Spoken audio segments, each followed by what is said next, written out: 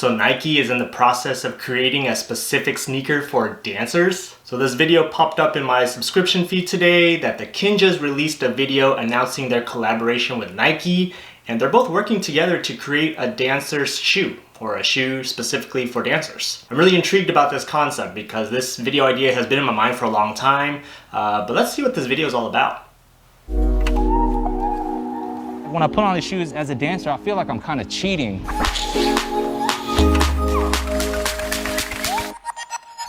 I'm Tinker Hatfield, and here is the Air Sesh.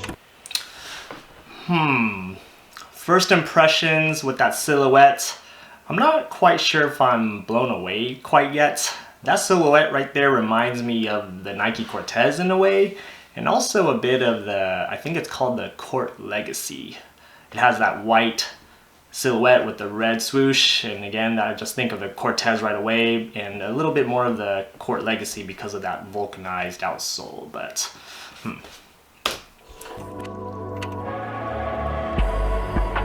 I think the notion that dancers are athletes and are artists is really an important topic. Not only does one need to be athletic, but the precision of a performance is very, very important. These people are some of the best athletes I've ever seen. I think that's something that I don't know if a lot of people really realize.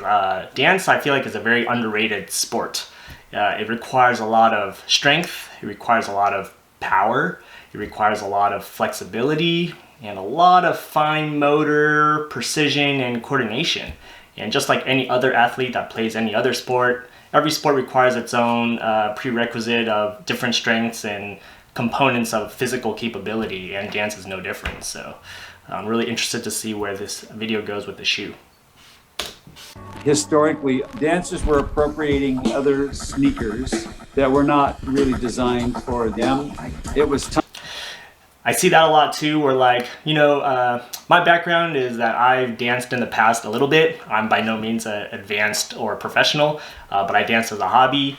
And I've always had in my mind and wondered, what is the best dance shoe? In this video, they're wearing like the Blazers and the Air Maxes, and both of those are stylish shoes, but they both have different restrictions when it comes to like flexibility and malleability and things like that. So yeah, let's see. Time for me to put pen to paper on how we could help these athletes perform better. So the Air Sesh came to light with this dance group out of Los Angeles called the Kinjaz. Oftentimes I found it where the shoe that you end up loving the look of doesn't end up being focused on your performance. Usually dance. The shoe doesn't match the performance. And just like I said earlier, like the Blazer and the Air Max has a style or a visual component when it comes to style, but when it comes to performance, yeah, it's really hard to dance in a Blazer if you've ever worn one and tried to do some spins and floor work and stuff on it. It's a stiff and high top shoe, and yeah, again, I'm really curious to know how they approach the whole dancing performance aspect of things. Dancers have to dance in a basketball shoe or in like a running shoe. Nothing is ever really specified for dancers. Having something specifically for what we do, it felt right for like the first time. Stability is super important for dancers because balance, it's your overall control. We developed these shoes to have what we call a knife edge, which gives you the most stability because it gives you a solid platform all the way up to the very edge. You can almost turn on the grip or let it off. There's actually two kinds of rubber in this shoe. On the medial side, the rubber is slippery. In the middle of this shoe, the rubber changes to a sticky outsole on the lateral edge. And so you can slide in one direction and stop in the other. Grip and slide. Those are two very opposite skills or opposite movements. So how do you find a type of rubber or material that can do both? You need grip so you don't slip, but you also need slide so you can glide. Interesting. The more flexibility and malleability that a shoe has encourages you to explore things that you wouldn't have tried with another pair of shoes. shoe for a dancer isn't just based on performance. There's also a heavy style side to it. Let's go! Style is everything for a dancer. Style is your expression. If movement is communication, or you're not just seeing dance moves, the way that I'm dressed, my body language, the vibe, that changes how anyone watching the dance intakes that. Oftentimes, innovation is the premise for styles. This is where style and function meets, and I think I like it. It's an amazing feeling to just see a shoe that's representative of the dance generation and the culture. People often view dancers as background or, because everybody dances and there's so many levels and layers to dance. So to be taken seriously is unimaginable. Now that we have a shoe that we can call our own, I think that a lot of dancers will take to that, just be like, yo, this is a dance shoe, like being proud of that. It's all about feeling seen and feeling like we're important and people actually respecting us as athletes. This is a beginning of a long conversation, the beginning of this chapter of dance as sport in this new generation. Yeah, that's sick. First off, I love the name, Sesh. I think it's a fitting name. If you are a dancer or are familiar with the dance scene at all, sessions is what they call it when dancers all come together and just freestyle and create, innovate, and just let loose. So Sesh for short, I think is an awesome name. Yeah, I'm really hyped about this concept. This concept again has crossed my mind before. One of my YouTube video ideas was actually to compare a whole bunch of sneakers and find out which one was the best when it comes to dancing.